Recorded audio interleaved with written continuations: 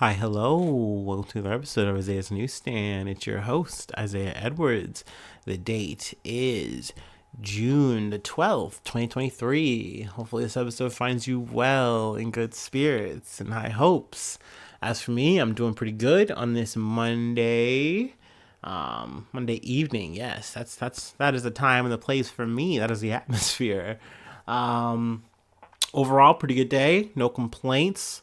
Well, I will say I've had like this brooding vibe today, and maybe it's just because just me looking at the news I look at, and the things kind of fall on my plate. But I was like listening to this story about this guy, and I guess he says that the story of American History X or whatever was based off of him because he's like a reformed like neo-Nazi, and it just had me fucking thinking. It had me in my bag a little bit, and I'm just like, yo, like getting yourself to that point, and as a human being, is just so wild.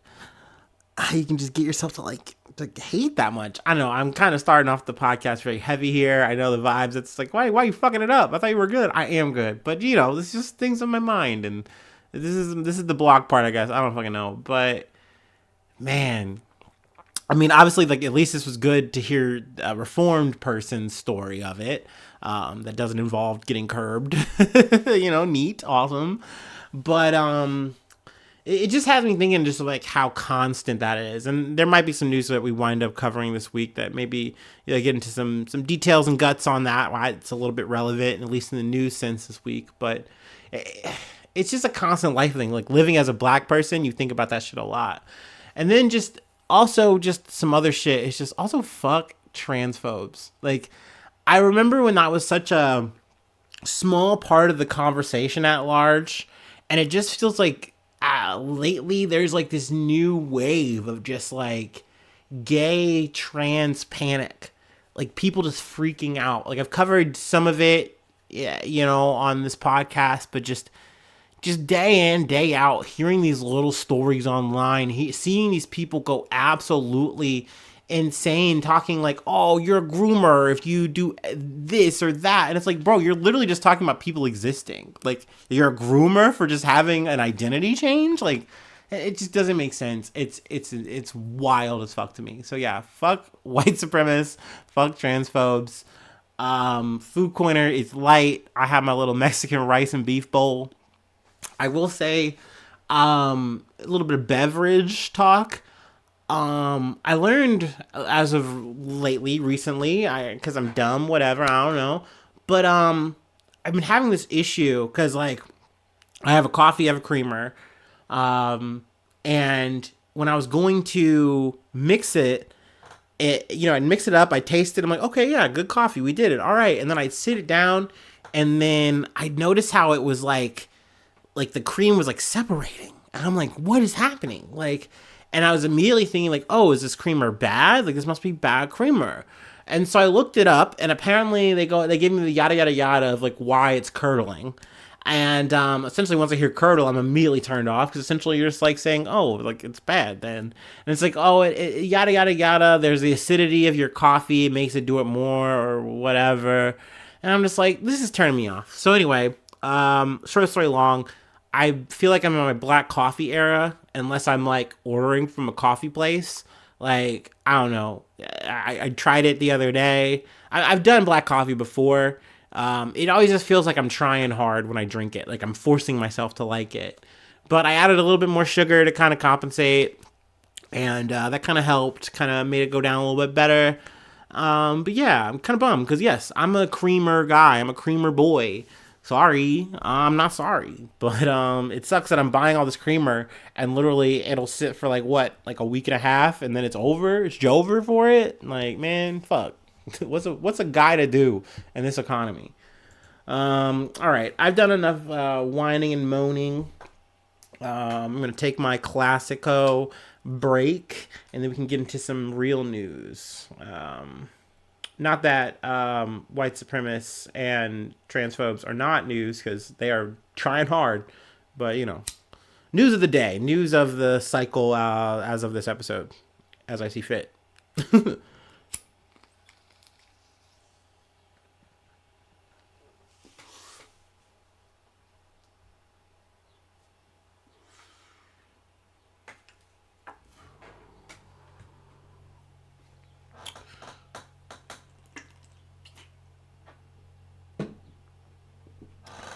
All right.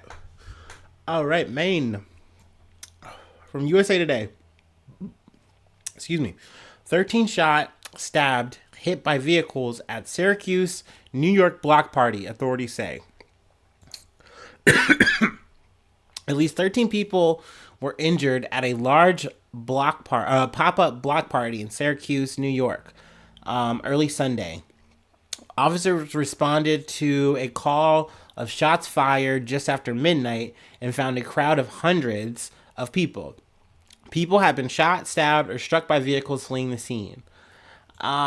This definitely makes me think that like there was at least some with like the vehicles part that was probably like just the pandemonium, like just people freaking out, scared, just the chaos of the moment. I don't know what is the cause, the motivations, and the suspects. Sadly, that information is not available yet.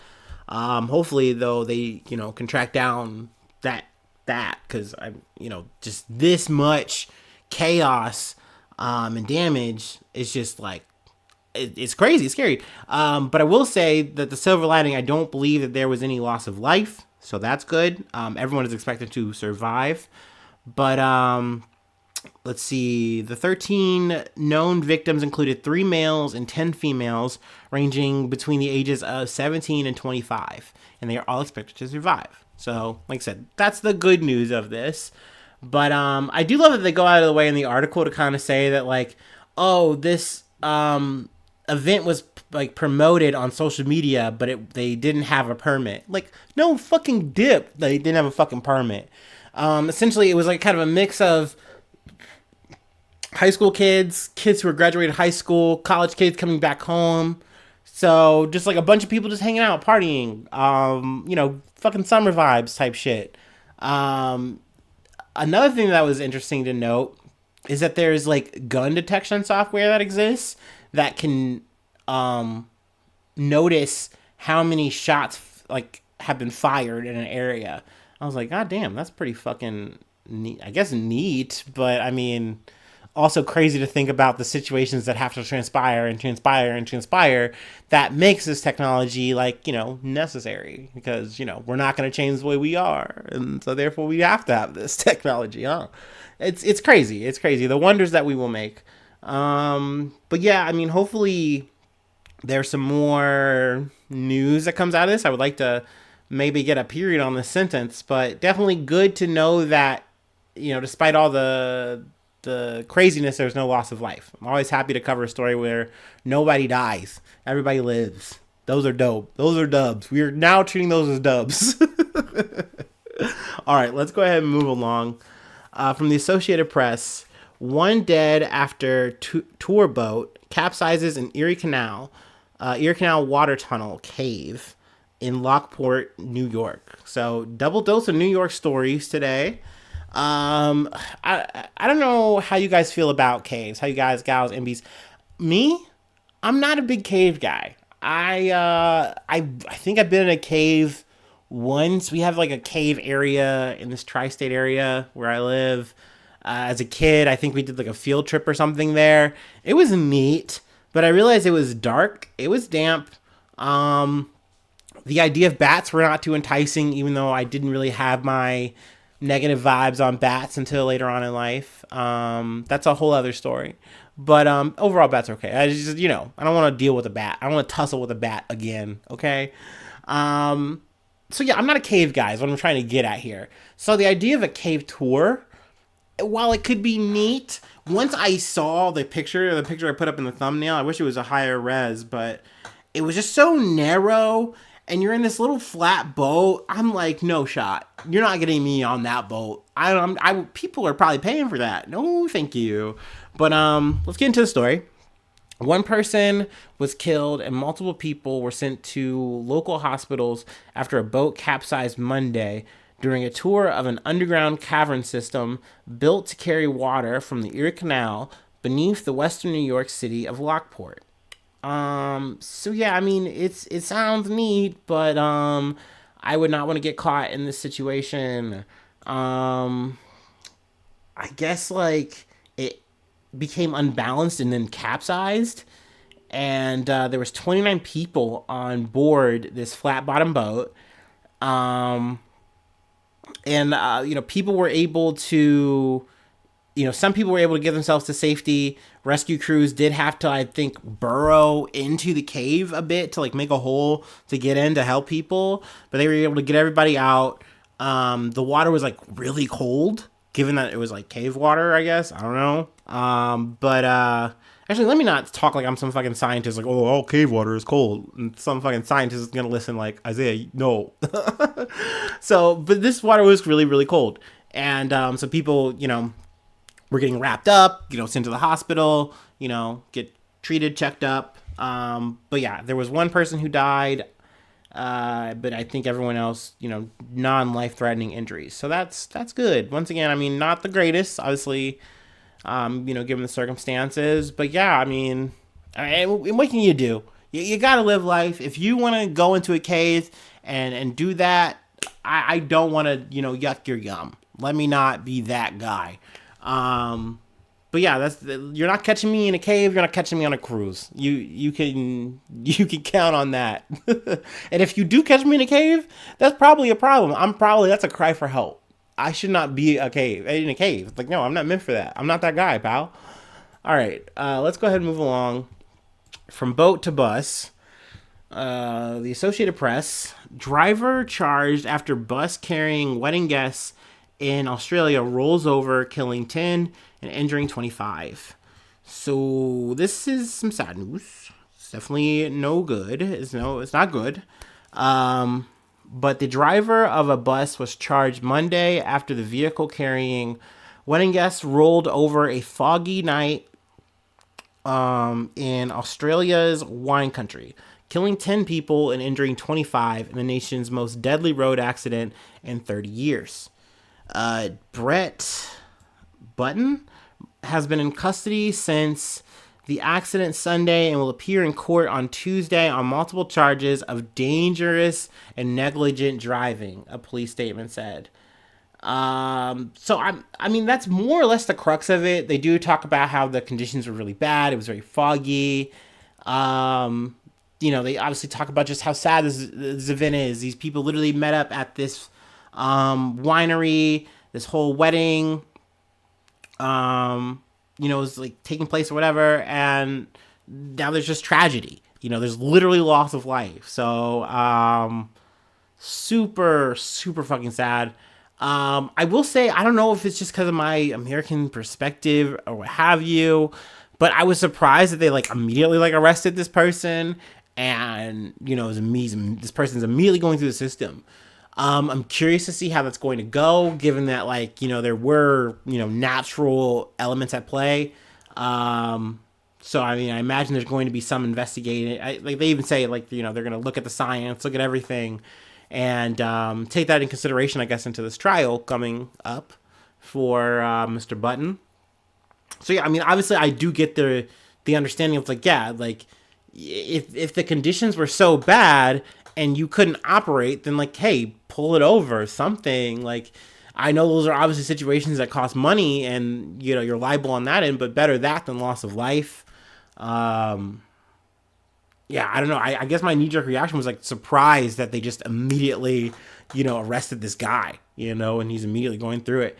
Just because literally last week we covered a woman who shot through a door, and they're like, oh, okay, well, we got to give it a few days. We got to run through our own investigation, and then we're gonna do due diligence, make sure she didn't actually stand her ground or not. I don't know. Needless to say, like I said, just a super sad situation. On a day that's supposed to be full of joy. It's a big bummer. But yeah, from one bummer to another. Let's see. CBS New York. I-95 collapse, rescue teams find human remains in wreckage of tanker fire disaster in Philadelphia. This is a quick update. The I-95 in Philadelphia situation, it turns out it was a tanker, like a fuel tanker, that was on fire, so that does make sense. And then also I just wanted to add that they did find one person who was in the wreckage. So that's, once again, I'm not really bringing in a lot of joy. I know, I'm sorry. This is one of those bummer episodes. But I just wanted to add that quick update to the story that we covered. Also, that something I didn't really get into that I've kind of just been listening to as of today, just hearing how long this is going to be and how detrimental it is to just the area because this is such a big like highway. They're not going to be able to fix this in a couple of weeks. This is like massive damage. Obviously, what we described was literally like a Michael Bay fucking film. Literally a tanker burning so hot.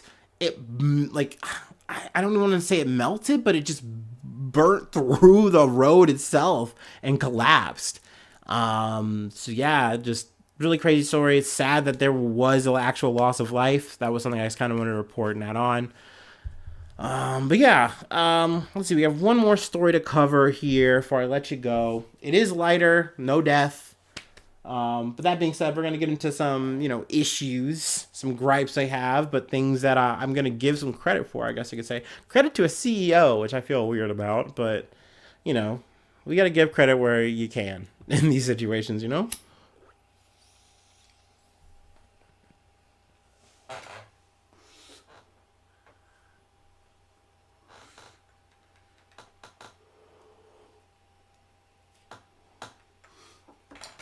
Ooh, wait. Okay.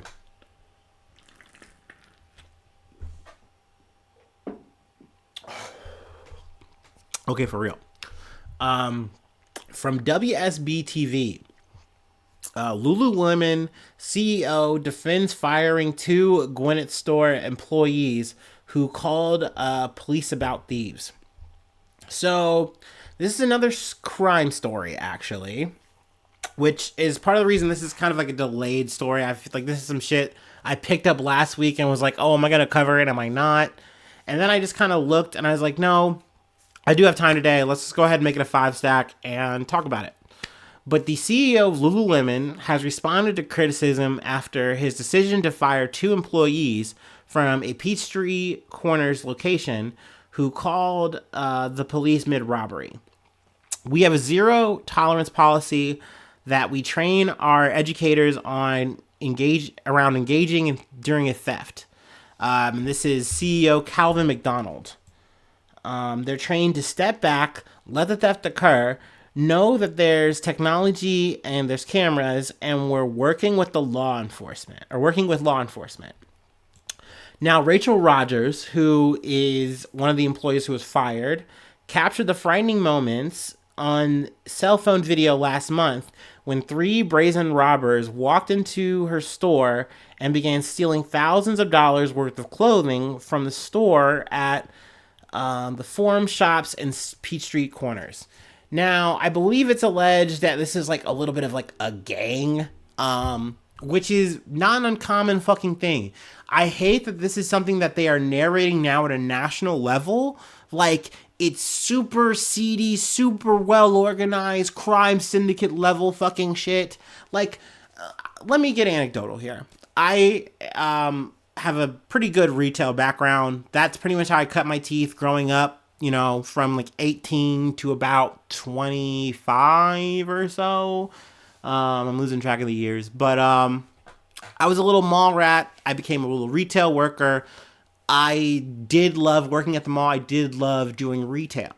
Now, that being said, I also hated it because it's a grind and it's not fun. And a big thing that they tell you is that loss prevention, beating shrink, is like the biggest thing. That is the one thing they give a fuck about. That is the very true thing. But at the same time, most stores have a policy of the only thing that you're supposed to do is loss prevention in the sense of talking to the customer, letting them subtly know that you're aware that what they're doing, like you're stealing, and that, hey, and my favorite thing was like, no, you got to flip it into like an upsell. You got to say, hey, I noticed you have like a bunch of camis. I can hold those at the register for you. Or like, hey, we have like jeans to match. Like, a motherfucker who's stealing is just going to be annoyed that you're even trying. Plus, they know you're not going to do anything. Like, they're aware of the situation. So, we had a situation at the mall I worked at where there was this group, and they had a whole little name, a whole little thing, and they would literally, yes, they would run through and they would just steal. And we knew what they were doing. Like, yeah, we'd have a manager or assistant, someone who was like maybe a vet would try to talk to them, but essentially they were going to do what they were going to fucking do. People would steal from our store all the fucking time. It wasn't new. It was common. You did not make a fucking big, huge deal about it. Now, granted, we had mall security, and also I believe there was at least one cop or something on the premises, at least maybe on the weekends, whatever. There was at least one, I'm pretty sure. So it's maybe a little bit different at this Lululemon. But that being said, I like the idea of saying, hey, we do have a zero tolerance policy of our coworkers getting physically involved in stopping theft. Because that's the kind of shit that is going to cause a way worse situation. And I remember as a retail worker that you were not supposed to ever get physical. If they are running and they are doing whatever, you let them go. That is what it is. And I believe that these people did get physical, but not only that, they also did call the police. And essentially what Rachel Rogers and the other employee are saying is that we got fired because we called the police. And that's a big no-no. You're not supposed to do that. Now, the spokesperson from Lululemon has come out and said no. We'll go ahead and read that. The two employees at our Peachtree Corners location in Georgia were not terminated for calling the police. They were terminated for knowingly violating our zero tolerance policy related to physically engaging with perpetrators, which put their lives and the safety of our guests and other employees at risk, which I totally fucking agree with. Employees are able and instructed to call 911 when needed, and that was not the cause of termination in this case. We are grateful no one was hurt during this altercation. So I do think the coworkers or employees are, like former employees, are grasping at straws here and just trying to just give a reason. That being said, it could be totally true that maybe on the hush, you don't fucking call the police. You let it fucking happen. You report it via paperwork, and that's all you do. When, yes, you should call the police when that shit happens, because you don't know what could happen. Because that's what Rogers does say. I'll kind of paraphrase here, but essentially she's saying, like, yo, like, you have like a knee-jerk reaction to like freak out. These people are like running circles around you, literally. It's scary. She says this. So our reaction is to scream, no, get out, leave. So I don't know, but I do think if you are getting physically involved, you shouldn't be doing that. And now if it is just verbal, because like I said, I didn't actually check a video or anything like that. Lazy coverage on my end. So sue me. Don't sue me. Please don't. At the end of the day, you just let it happen, bro. It is not your fucking merchandise. I get it. You're scared. So that regard, like if it is about calling the police, that would be fucked up. But in the situation of if you actually did get physically involved, that's not good. That's a no. That's no. In that situation, I am actually siding with the corporate overlord CEO Lululemon guy with the weird glasses. I'm team him if that's how it went down. Obviously, I would love feedback. I love when people get into the news with me and we're just in the muck. Yeah. Nothing would make me happier. But yeah, that's the episode for today. I thank you so much for tuning in. Also, apologies. I shilled on a Sunday. I normally don't do that. I'm a little bit off the rhythm, off the rhyme. So, I'll just let you go. Nice and peaceful. And hopefully I see you soon for some more good news. I love ya. Bye-bye. Mwah.